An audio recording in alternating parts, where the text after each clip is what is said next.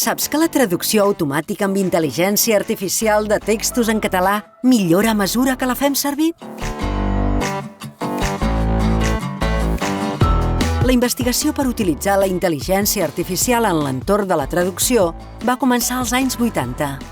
Els algoritmes d'aprenentatge automàtic es van fer cada vegada més populars i aviat els models estadístics van substituir les regles que s'havien usat fins aleshores.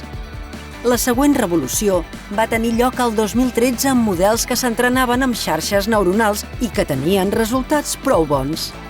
A finals del 2018 van sortir els models de llenguatge que aprenen la probabilitat d'ocurrència de les paraules, basant-se en exemples vistos que van representar una millora espectacular en les tecnologies del llenguatge, fins al punt d'oferir traduccions i correccions de textos gairebé perfectes.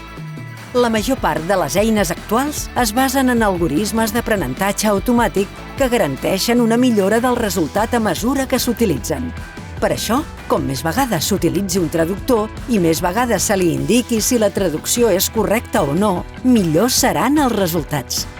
Tots els textos que s'introdueixen per ser traduïts serveixen de base de dades per a l'entrenament dels algoritmes.